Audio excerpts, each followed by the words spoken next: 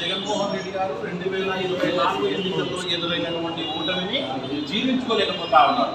2019 ఎన్నికల్లో వైసీపీని గెలిపించి టీడీపీని ప్రతిపక్ష హోదాకు రాష్ట్ర ప్రజలు పరిమితం చేస్తున్నాడు. మేము ప్రజా నిర్ణయాన్ని మనస్ఫూర్తిగా మేము ఆహ్వానించాం. ప్రతిపక్ష నేతగా చంద్రబాబు నాయుడు గారు తెలుగుదేశం పార్టీ కూడా ప్రజల పక్షాన నిలబడి వైసీపీ ప్రభుత్వం పైన పోరాటం జరిగింది.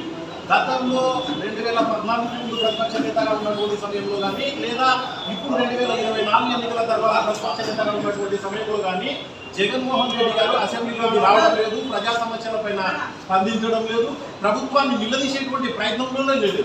ఈరోజు కేవలం 2 నెలల కాలంలో రాష్ట్రంలో 36 హత్యలు జరిగాయని చెప్పేసి ఢిల్లీ వెళ్ళి అక్కడ ధర్నా నిర్వహించినటువంటి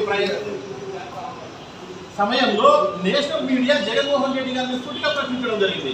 అయ్యా, మీరు చేస్తున్నటువంటి ఆరోపణలకు ఏమైనా ఆధారాలు ఉన్నాయా? ఆధారం మీ దగ్గర ఇప్పుడు తెలుగుదేశం పార్టీ శ్రేణుల వల్ల దాడులకు గురై చనిపోయినారని చెప్పి మీరు ఏదైతే చెప్తా ఉన్నారో అందుకు సంబంధించినటువంటి ఆధారాలు, వాళ్ళ పేర్లు అది ఏదైనా ఉంటే మాకు ఇవ్వండి అంటే జగన్మోహన్ రెడ్డి గారు నేషనల్ మీడియాకు సమాధానం చెప్పకుండా ఆయన పక్కకి వెళ్ళిపోయినటువంటి పారిపోయినటువంటి పరిస్థితి. ప్రజలని తప్పుదోవ పట్టించడానికి లేకపోతే వాళ్ళు ఉనికి కాపాడుకోవడం.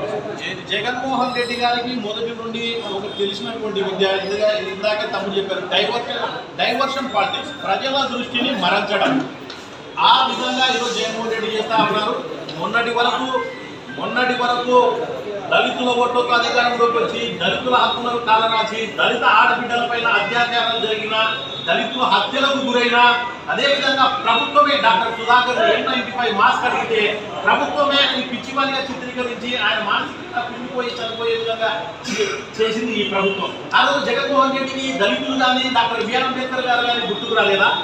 అదేవిధంగా డాక్టర్ బిఆర్ అంబేద్కర్ గారు ప్రసాదించినటువంటి వాక్ స్వేచ్ఛ స్వాతంత్రాన్ని కాలు రాసినప్పుడు జగన్మోహన్ రెడ్డి గారికి భారత రాజ్యాంగం కానీ లేదా